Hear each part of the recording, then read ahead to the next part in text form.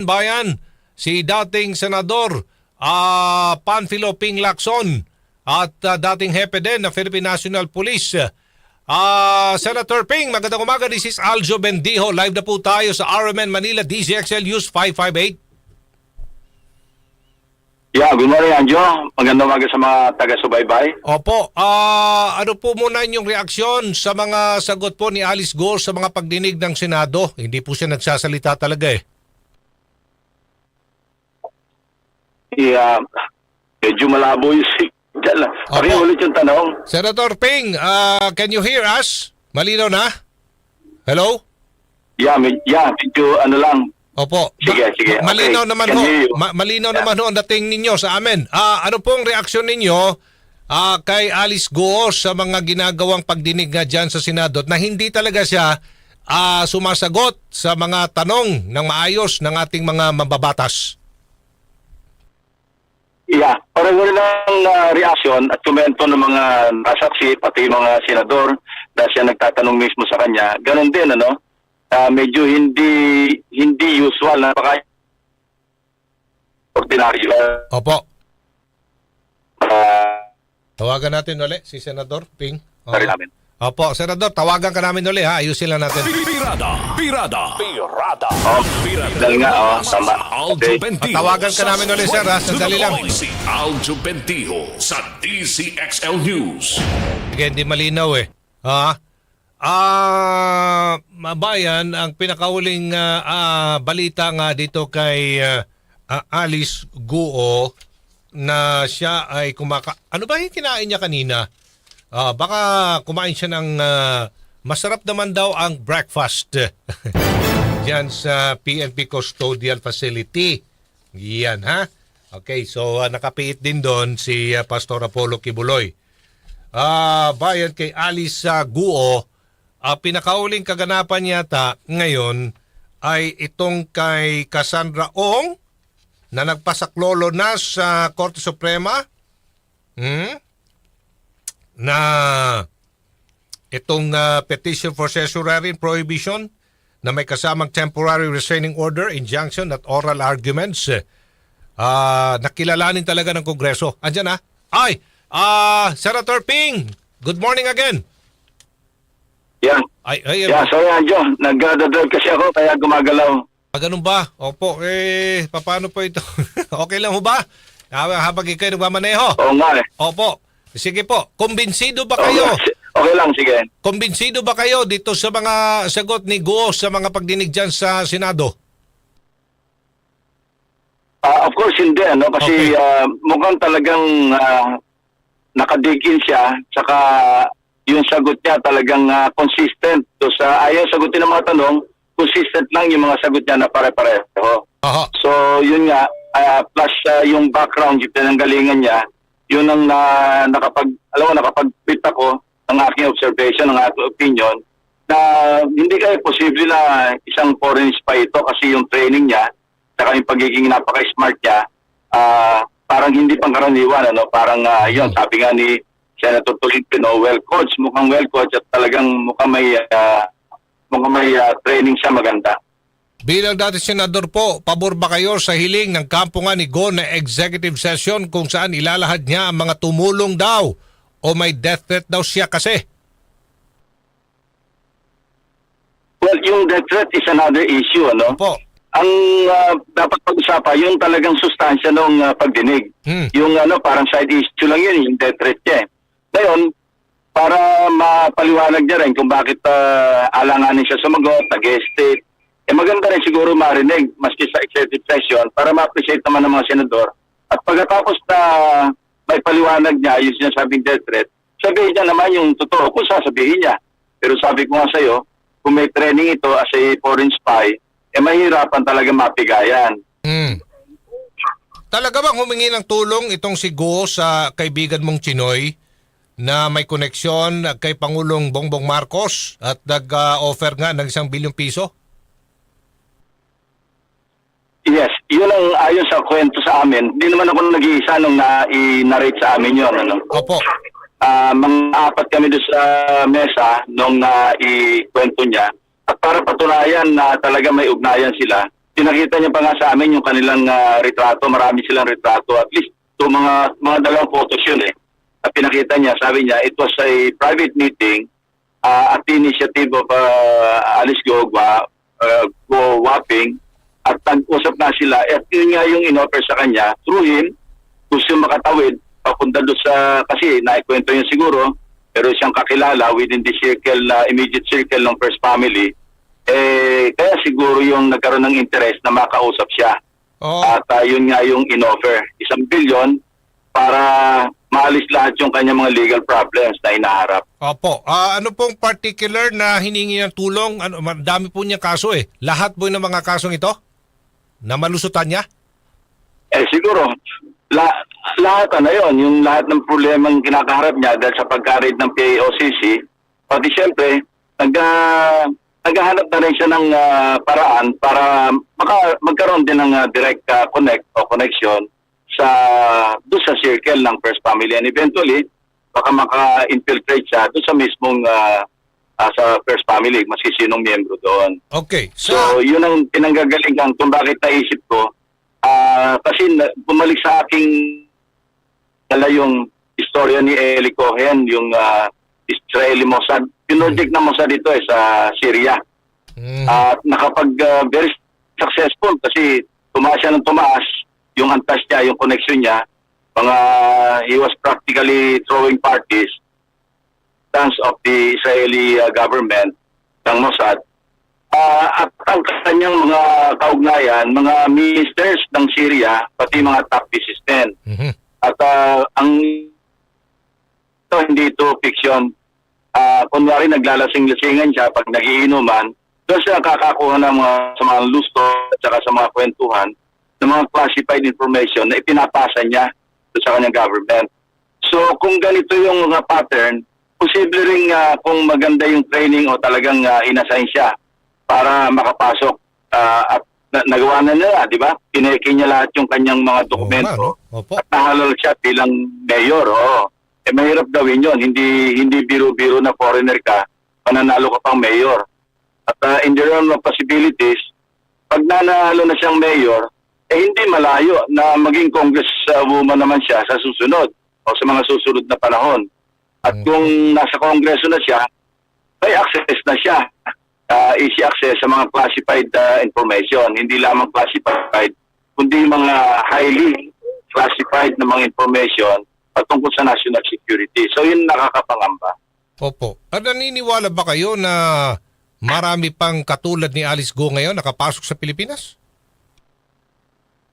Well, we can only assume that, Anjo, kasi yun nga, parang yung aking na-post sa Twitter account ko, subliminally, parang sinasuggest ko na rin sa intelligence community, sa mga intelligence agencies, na include nila si Alice Go sa kanilang tinatawag na EEIs, yung Essential Elements of Information.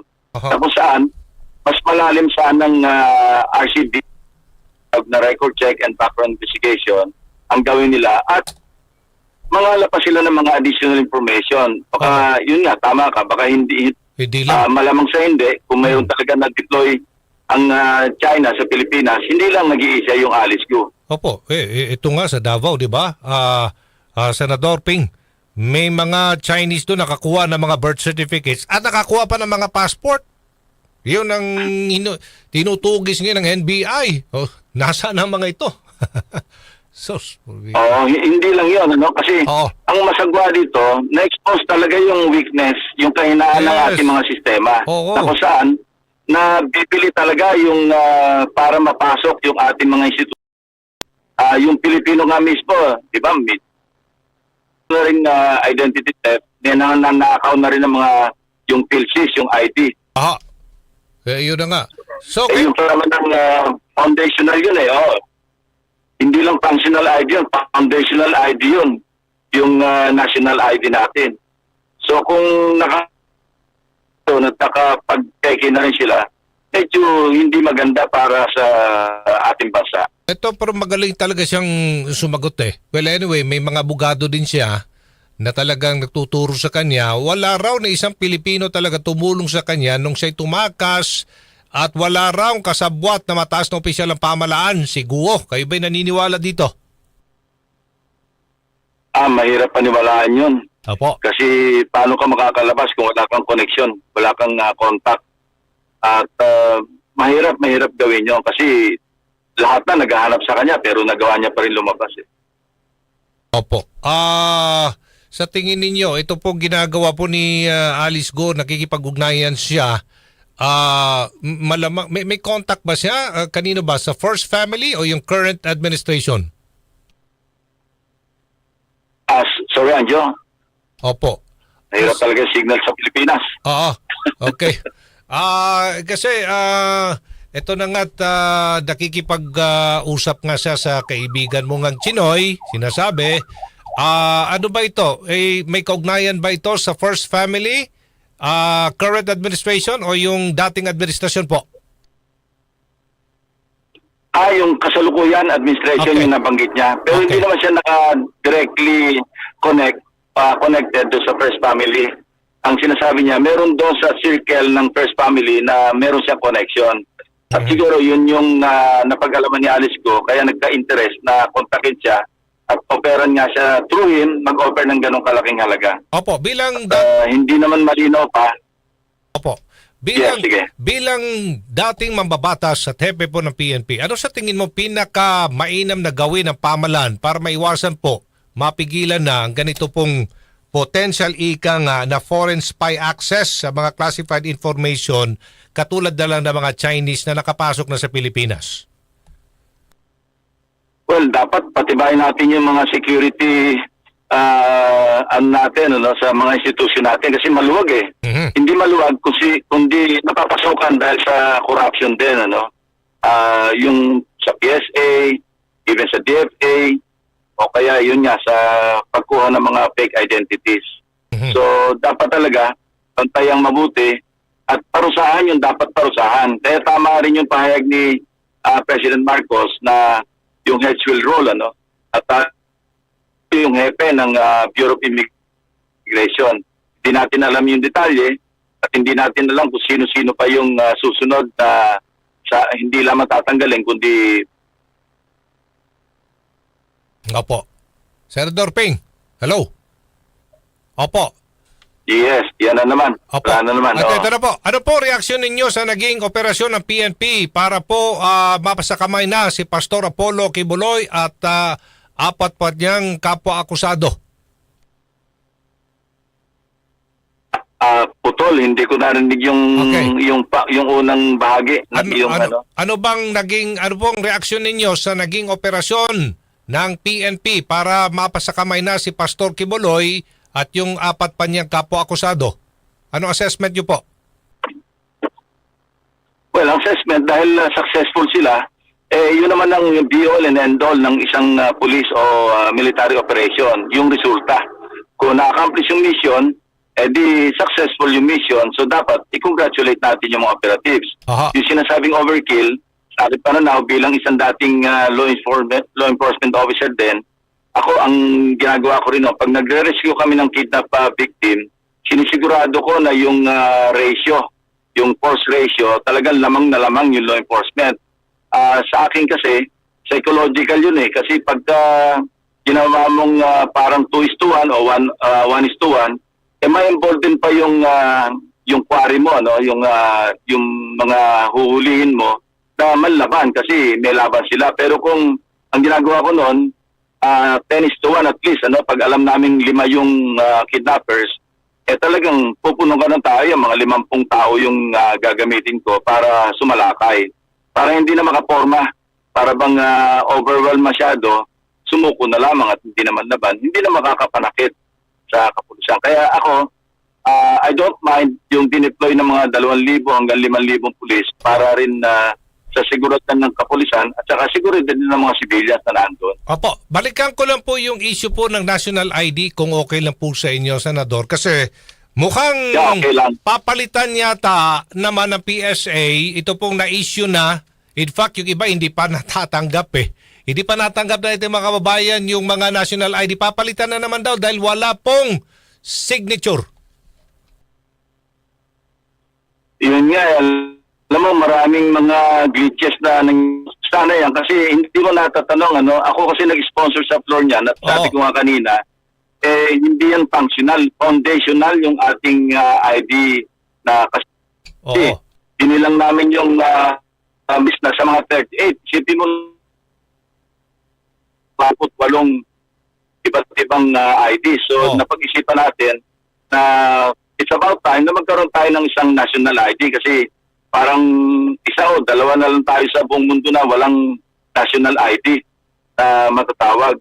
So pinuntuhan namin yan noong pagkapasa ng batas, nagkaroon niya ng I think initially 6 billion eh. Pero noong nasa central bank na, kasi ang ugnayan niyan between PSA, kasi sila yung Office of Primary Responsibility dyan, kausap nila dyan yung Bangko Sentral. Ang problema, along the way, parang napalitan yung terms of yung agreement nila na kung saan dapat sila mismo mag-i-implementa kung bakit na i-subcontract pa yung mga ibang features ng mismong ID. So nagkaloko-loko. So again, maranasoban yan siguro sa arbitration. Kaya nga meron yatang kasong, meron yata sila arbitration sa Singapore. So hindi natin alam yung kahinatnan, pero malaki abala sa atin yan eh. Kasi 2018 yan, dapat yan 3 years fully operational lahat na ng Pilipino. Mula pagkapanganak hanggang sa kamatayan. Kasi permanent yan eh. Hanggang mamatay ka, yan ang ID mo at hindi na mauulit yung numero ng ID mo eh. So, masama yung kayanap na ng ating national ID. Kaya nalilipit yung purpose. Kaya yung mga bangko, paski merong provision doon na pagka hindi kinilala yung ating PLCs, yung ID, no? Pwedeng pagmultahin yung institution ng 500 hanggang 500,000 pesos. Mga bangko ngayon, mag-open ng account, hindi nila kinikilala, hinahanapan pa ng isa pang government-issued ID. Kung ating patutupad yung batas, dapat may multa na yung bangko. Pero hindi mo rin masisi kasi na-compromise ng integridad noong ating national ID. So, dapat talaga i-resolve kagad ng PSA at saka ng ating gobyerno yung mga issue na kinakaharap ngayon sa patungkol din sa national ID system. Yun na nga, dahil ito pa, terminate na nga ng BSP itong national ID contract. Tama lang yun kasi... Okay. So, palpak talaga, nakita nyo. May palpak talaga itong yung programang ito. Philippine Identification System Act. 11055. Yes, the mere fact na may problema, the mere fact na may problema, ibig sabihin, palpak talaga implementation. Okay. Lumalabas po inyong mga pangalan sa mga posibleng tatakbo po sa susunod na eleksyon. May plano ba kayong tumakbo talaga? Wala, hindi pa ako naka-decide eh. Kung ano talagang gagawin eh. Kasi nagtatalo yung, alam mo, a part of me, sinasabi na wag mo nang bawasan yung number of years na ipag-enjoy mo bilang tahimik, mapayapa at relax na buhay. Another part of me, namimiss naman yung mga nangyayari lalo pag kami mga investigation, tapos lalo na sa pagbabantay ng national budget. Tulad yan, budget season. So, yun, I'm just right in the middle. Anyway, sa October 1, yun ang crunch time. When the mulling is over, malalaman din naman kasi pagka nag-file ng COC, ibig sabihin, tutuloy ng pagtakbo. But right now, talagang hindi ako maka-decide kung which way to go. Pero kinakausap na ba kayo, nino pong partido? Kinausap na ba kayo ng Pangulong Bongbong Marcos din? Hindi naman directly, kami dalawa ni Tito Sen, ni Senate President Soto, earlier on pa, kinausap na kami na kung pwedeng sumama kami doon sa administration slate. Yung lumabas sa mga pangalan, I think hindi pa naman final yon at saka hindi official. Meron ding ibang kampo na kumausap sa amin na ganun din kung pwedeng ma-i-adapt kami sa kanilang state. Hindi ko lang babanggitin kasi hindi naman na parang appropriate na sa akin manggaling kasi sila naman yung nag-iimbita. Dapat sa kanila manggaling yung pagpapahayag nito. Opposition ho ba kayo? Banggit ko lang sa administration kasi... Opo. Opposition ho ba? Opposition ho ba kayo o nasa administrasyon? Kung sakasakalit kay tatakbo. Ano ako independent ako, Anjo Okay. Wala akong partido. Ginas candidate lang ako ni Senator Soto do sa Nationalist People's Coalition sa NTC. Kasi lahat ng nakasabit doon, alliances yun Alliances ng major political parties, Lakas, NP, NTC, Federal. Yan yung mga naka-alliance do sa pinagsama-sama sa administrate. Ako lang yata independent doon kasi parang inadapt na ako, gines candidate ako ni Senator Soto do sa NTC. Kaya napasama ako doon. Okay. Maraming salamat po, Senator Ping Lacson. Good morning. Thank you, Anjo. Maraming salamat. Good morning.